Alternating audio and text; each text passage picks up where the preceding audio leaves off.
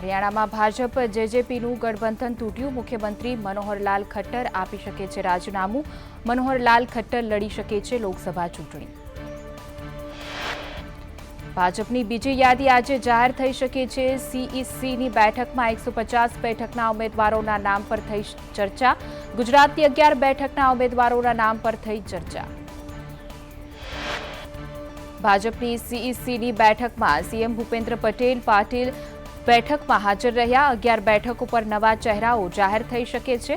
2 બેઠક પરથી મહિલા ઉમેદવારોને અપાઈ શકે છે ટિકિટ.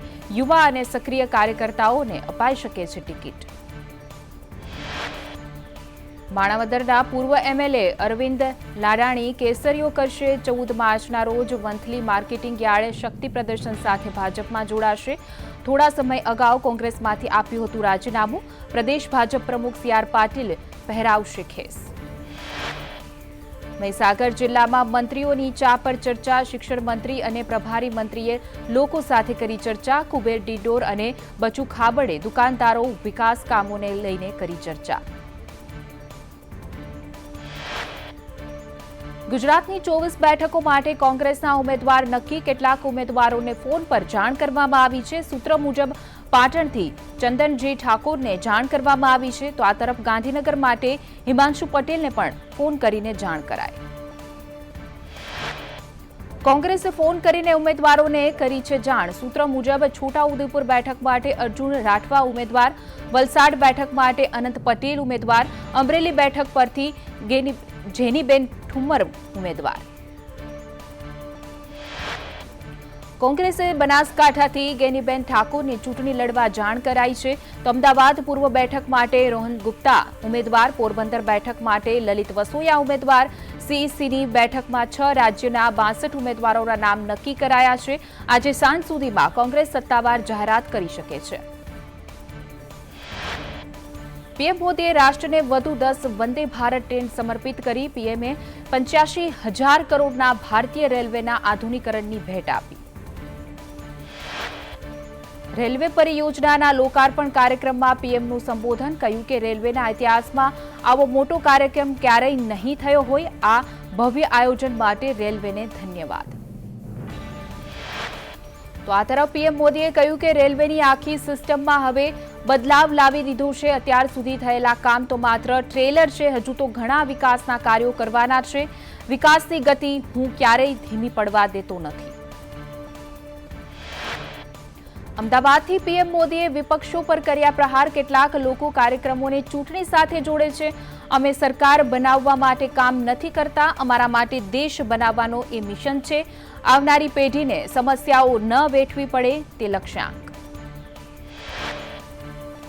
વડાપ્રધાને ગાંધી આશ્રમમાં ગાંધીજીની પ્રતિમાને પુષ્પાંજલિ અર્પણ કરી. ગાંધીજીના ફોટાને સૂતરની આંટી પહેરાવીને કર્યા નમન. આશ્રમની નોંધપોથીમાં લખ્યો સંદેશ. પીએમ મોદીએ સાબરમતી આશ્રમનું રીડેવલપમેન્ટ પ્રોજેક્ટનું નિહાળી તેનું લોકાર્પણ કર્યું. માસ્ટર પ્લાન મુજબ 1200 કરોડના ખર્ચે આશ્રમનો કાયાકલ્પ થશે. વડાપ્રધાને કહ્યું કે પૂજ્ય બાપુનો ગાંધી આશ્રમ ઉર્જાનું કેન્દ્ર રહ્યું છે. સાબરમતી આશ્રમે બાપુના મૂલ્યને આજે પણ સજીવ કર્યા છે.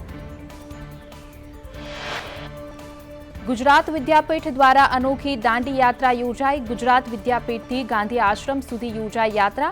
ખાદી વસ્ત્રોમાં સજ્જ વિદ્યાર્થીઓ રેલીમાં જોડાયા. સુરતમાં માતા પુત્ર બંને ધોરણ 12ની પરીક્ષા આપશે. અમરોલીના શિક્ષિકા માતા સાથે પુત્ર પરીક્ષા આપશે. ઇન્ટરનેશનલ સ્કૂલના મદદનીશ શિક્ષિકા છે દીપિકા પટેલ.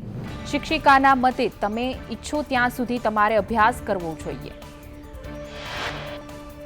રાજ્ય સરકારની કેબિનેટ બેઠક મળશે. સીએમ ભૂપેન્દ્ર પટેલની અધ્યક્ષતામાં મળશે કેબિનેટ બેઠક. જૂની પેન્શન યોજના મુદ્દે બેઠકમાં નિર્ણય લેવાઈ શકે છે. ઉનાળામાં પીવાના પાણીની આયોજન મુદ્દે પણ ચર્ચા થશે. ગુજરાત યુનિવર્સિટી વિવિધ ફેકલ્ટીની પરીક્ષાનો 20 માર્ચથી પ્રારંભ થશે. રિપીટર અને રેગ્યુલર વિદ્યાર્થીઓની ઓફલાઈન પરીક્ષા. 100થી પણ વધુ કેન્દ્રો પર પરીક્ષાનું આયોજન કરાયું છે. 1.50 લાખથી પણ વધુ વિદ્યાર્થીઓ આપશે પરીક્ષા. રાજકોટમાં મિશ્ર ઋતુને કારણે રોગચાળો વકર્યો. તાવ, શરદી, ઉધરસના કેસમાં વધારો. શરદી, તાવ અને ઉધરસના 1461 નવા કેસ. ચિકનગુનિયાના કેસમાં વધારો નોંધાયો. બેવડી ઋતુને પગલે રોગચાળાના કેસ વધ્યા.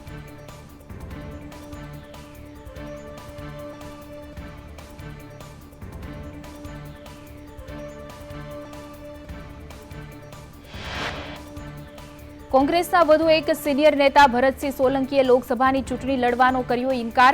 એક પછી એક સિનિયર નેતાઓ કરી રહ્યા છે પાછી પાની. ભરતસિંહ સોલંકી હાલ જમ્મુ કાશ્મીરના પ્રવાસે.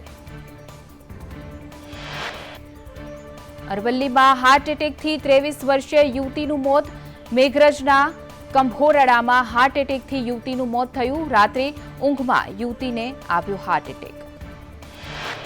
રાજકોટ મનપાના કર્મચારીની ઓળખ આપી છેતરપિંડી. વેરા વસૂલાત ખાતાના કર્મી હોવાનું કહીને 77,000 પડાવ્યા. વેરો નહીં ભરો તો કારખાનું સીલ કરવાની આપી ધમકી. કારખાનેદારે તપાસ કરતા આરએમસીનો કર્મી ન હોવાનું ખુલ્યું.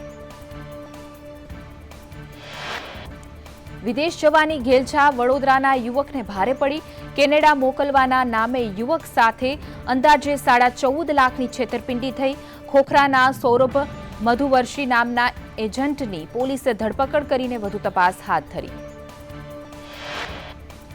સુરતમાં સ્ટેટ વિજિલન્સે જુગારધામ ઝડપી પાડ્યું. લિંબાયતમાં ખુલ્લા પ્લોટમાં ચાલતું હતું જુગારધામ. સ્ટેટ વિજિલન્સે 7 જુગારીઓને ઝડપ્યા. એક વોન્ટેડ જાહેર કર્યો. સુરતમાં ઠગબાજે 2.5 કરોડનું ફુલેકું ફેરવ્યું. 1.46 કરોડના ડ્રેસ મટીરીયલ સહિત 4 દુકાનો વેચી. શોરૂમના માલિકે ઉમર પીલા સામે નોંધાવી ફરિયાદ. પોલીસે તપાસ હાથ ધરી. હળવદમાં પિતાએ જ બાળકની હત્યા કર્યાનું ખુલ્યું. આરોપી પિતા સામે માતાએ નોંધાવી ફરિયાદ. પત્ની સાથે માથાકૂટમાં બાળકને જમીન પર પટકાતા મોત થયું. આડા સંબંધની શંકાએ પતિ પત્ની વચ્ચે થયો હતો ઝઘડો. પોલીસે હત્યાનો ગુનો દાખલ કરીને વધુ તપાસ હાથ ધરી. બરવાડા પીજીવીસીએલ કચેરી નજીક એસીબીની સફળ ટ્રેપ. નાયબ એન્જિનિયર મનીષ પરમાર વતી લાંચ લેતા વચેટિયો ઝડપાયો. અઝરુદ્દીન માકડ 20,000ની લાંચ લેતા પકડાયો. શોપિંગ સેન્ટરમાં 4 દુકાનમાં વીજ કનેક્શન માટે લાંચ માંગી.